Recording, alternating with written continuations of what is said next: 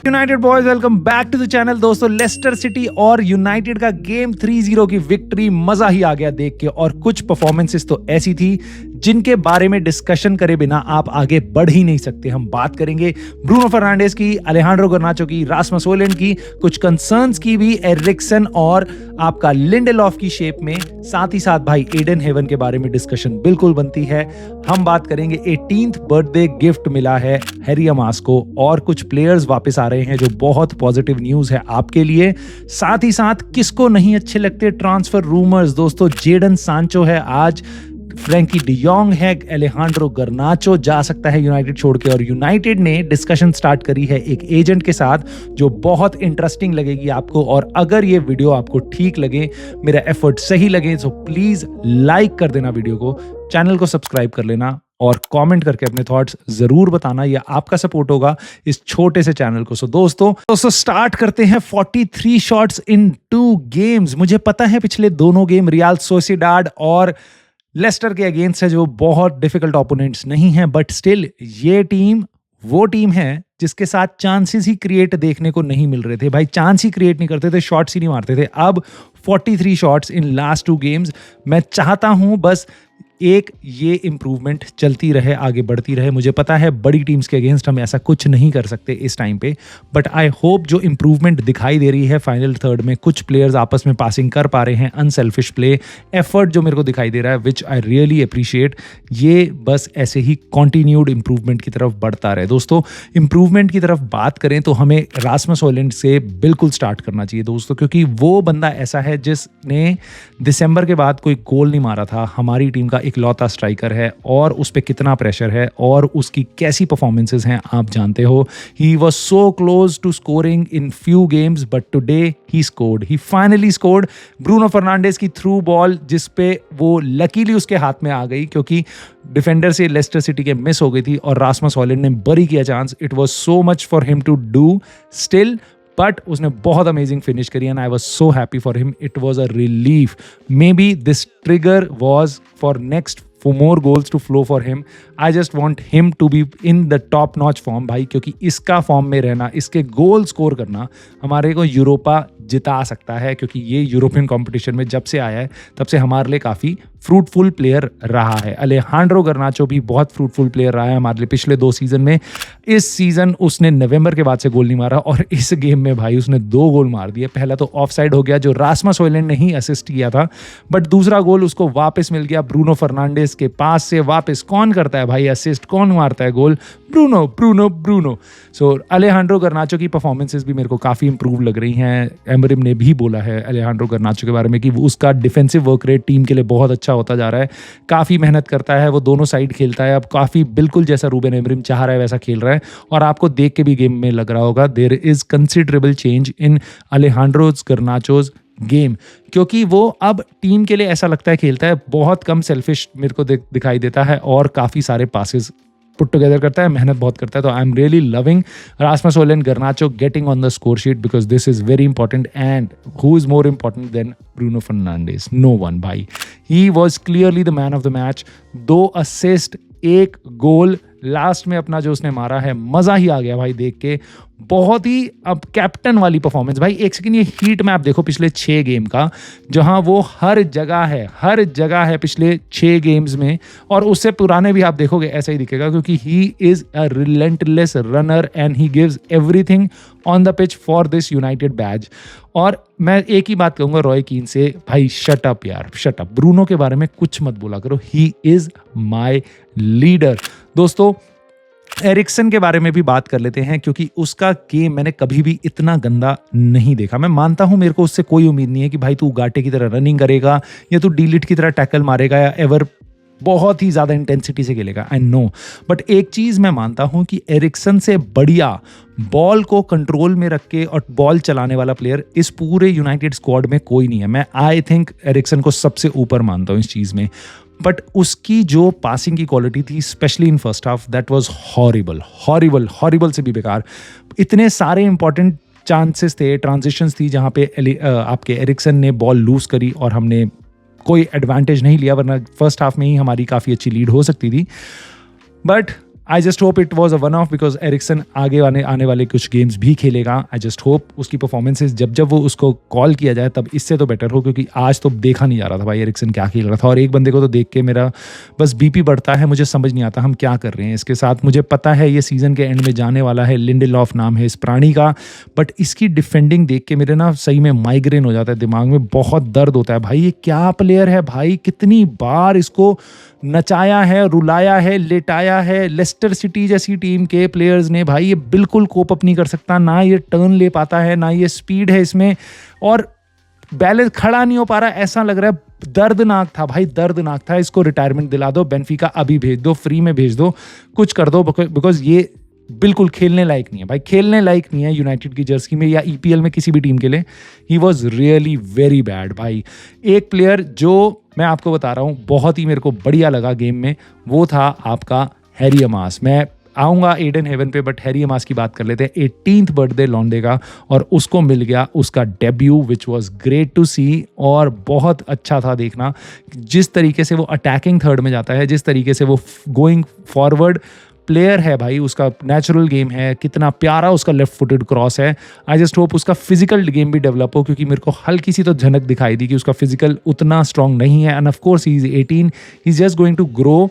आई hope ये better grow करे और डोरगू को फाइट करे कंपटीशन के लिए, क्योंकि ये भाई pure left wing back position वाला प्लेयर है, who attacks as well as defends. So अपनी अकेडमी से हम ला सकते हैं इस प्लेयर को, and he is one of the most talented players coming out of our academy. I just really want him to work hard and get probably physically better, right? Which will happen with time and your love and your support to, कि आप कितना भी अपने young players को support करते हो और nurture करते हो उस पर. एक प्लेयर और है जिसको आपके सपोर्ट की अब बहुत ज़्यादा ज़रूरत है, वो है एडन हेवन भाई. फर्स्ट हाफ के बाद मैंने अपने वॉच अलॉन्ग में यही बोला था कि एडन हेवन जैसी परफॉर्मेंस पूरे फर्स्ट हाफ में किसी की नहीं थी. He was my man of the match. I was so happy उसकी परफॉर्मेंसेज देख के. एक बार तो उससे बॉल लूज भी हुई थी, और कितनी क्विकली भाई, एजिलिटी मैं बोलूँगा एक जो इसको डिफाइन करती है प्लेयर को.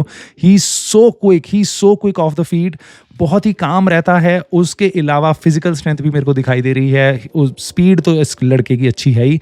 ही looks like a very good centre back to have in our team. Unfortunately भाई सेकेंड हाफ में इसको एक ऐसी इंजरी हुई है जिसको दिखाया भी नहीं गया कैमरे में दोबारा, क्योंकि I think it is very bad, and I just hope ऐसा ना हो. एंड अनफॉर्चुनेटली हमें इसके बारे में कुछ नहीं पता चलेगा, मुझे ऐसा लग रहा है अगले 1 हफ्ते तक या 2 हफ्ते तक, क्योंकि देखो प्रेस कॉन्फ्रेंसेज होती हैं, मैचेस होते रहते हैं, तो आप रूबेन एमरिम से बात कर सकते हो, पूछ सकते हो, हालचाल पता कर सकते हो. अभी तो रूबेन एमरिम का एक ही आंसर होना था, मैंने आपको पहले ही बताया था कि वो बोलेगा कि यार मैं जब तक स्कैन नहीं हो जाते तब तक हम कुछ नहीं बोल सकते, जब तक एक्सरे स्कैन्स वगैरह हम सारे नहीं देख सकते तब तक हम कुछ नहीं बोल सकते, जिसको देखने में 24-48 घंटे लगेंगे ही. उसके बाद ही पता चलेगा इसकी एक्सटेंट क्या है इंजरी की. बट मुझे लग रहा है शायद हमें नेक्स्ट गेम से पहले 2 हफ्ते से पहले पता ही ना चले, कोई अपडेट ही ना आए यूनाइटेड से एडन हेवन के बारे में. बट जो भी आएगी आई जस्ट होप ये कम से कम हो. बट देखने से ऐसा मुझे नहीं लग रहा है. इसको स्ट्रेच ऑफ किया गया था और he was in very much pain as soon as जब इसकी इंजरी हुई थी. सो आई जस्ट होप ये उतनी बुरी ना हो, but it looks like he could be out for months, unfortunately. So let's pray for him. I just hope he's a brilliant talent, और जो देख के आपको झलक में दिखाई दे गया, और I am just praying for him. दोस्तों एक प्लेयर जो वापस आ सकता है वो है पैट्रिक डोरगू, क्योंकि उसका 3 मैच का सस्पेंशन जो था इस गेम के साथ खत्म हो चुका है. सो 1 अप्रैल को हमारा नॉटिंघम फॉरेस्ट के अगेंस्ट गेम है, उसमें पैट्रिक डोरगू टीम में होगा, and it is really good to have him back. There are more players who are coming back. एक का नाम है भाई ल्यूक शॉ. दिल थाम के बैठ जाओ. इस लॉन्डे के बारे में सुनने में आ रहा है कि he is close to the return. कितना क्लोज आई डोंट नो, कब आएगा आई डोंट नो, कब तक रहेगा आई डोंट नो, बट सुनने में आ रहा है कि भाई Luke Shaw could be back. April में वो आ सकता है.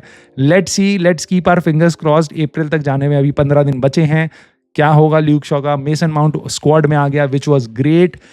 अब अप्रैल में वापस वो भी टीम में आ सकता है, नए गेम में स्टार्ट कर सकता है. वो सब्सिट्यूट बेंच पे था, बट सब्सिट्यूट नहीं किया गया उसको. बट ऑफ कोर्स उसको मैच फिटनेस वगैरह बिल्ड करनी है, तो अगले 2 हफ्ते बहुत अमेजिंग है. ये लोग इंटरनेशनल ड्यूटी में नहीं है. सो रूबेन एमरिम का कोचिंग स्टाफ ने, रूबेन एमरिम ने बताया कि कोचिंग स्टाफ अलग अलग प्लेयर्स के साथ अलग अलग काम करेगा. आई होप इनकी मैच फिटनेस बढ़ाई जाए. कोबी मेनू भी रिटर्न हो जाएगा उस मेरे ख्याल से अर्ली अप्रैल में. लेनी ऑरो ऑफ कोर्स होगा अवेलेबल. उसके अलावा मैगवायर भी होगा अवेलेबल. अब मार डियालो, इसके बारे में खबर आ रही है भाई कि ये भी अप्रैल में रिटर्न कर सकता है, और जो पहले सुनने में आ रहा था कि ये मई में आएगा या शायद सीज़न के पहले 1-2 गेम पहले आ सकता है, बट अप्रैल में इसके आने की संभावना बढ़ चुकी है। रीज़न उसका ये है क्योंकि इसको कुछ दिन पहले देखा गया है नॉर्मल वॉक कर रहा है, कोई क्रचेज़ या कोई भी उस पर प्लास्टर वगैरह नहीं लगा, विच टेल्स यू कि मिड मार्च में ये ऐसा वॉक कर रहा है। सो मे बी अगले कुछ टाइम में वो धीरे धीरे अपनी रिकवरी करेगा और 2-3-4 हफ्ते में शायद वो टीम में आने की हालत में हो जाए। So let's say mid April. I do not have anything from the club, but ये मेरी एक्सपेक्टेशन है, शायद ऐसा हो जाए, विच वुड बी ग्रेट। क्योंकि अगर हम लियोन को बियॉन्ड पार करके जाते हैं तो सेमीफाइनल में अमाद डियालो जैसे प्लेयर की बहुत ज़रूरत पड़ेगी, और सेमीफाइनल मेरे ख्याल से यूरोपा लीग का एंड ऑफ अप्रैल में होगा। दोस्तों इसके अलावा कुछ ट्रांसफ़र से रिलेटेड एक्टिविटीज़ हैं जो आपको बहुत इंटरेस्टिंग लगेगी, इंक्लूडिंग जेडन सांचो, क्योंकि जेडन सांचो के बारे में सुनने में आ रहा है कि Chelsea does not want him to go back to United, which is great. I love you Chelsea for this. उनकी कोई इंटेंशन नहीं है सांचो को वापस भेजने की, हमारी कोई इंटेंशन नहीं है फ्रीडम फाइटर को वापस लेने की। So this was a very positive news. Frenkie de Jong के बारे में सुनने में आ रहा है कि बार्सिलोना ऑफर कर रही है, फ्रैंकी डियोंग का एजेंट ऑफर कर रहा है अपने प्लेयर को अलग अलग ईपीएल के क्लब से। सारे टॉप क्लब ऑफ ईपीएल में वो गए हैं और यूनाइटेड में भी आए हैं, क्योंकि हम टॉप क्लब में अपने आप को शायद कंसिडर अभी नहीं कर सकते।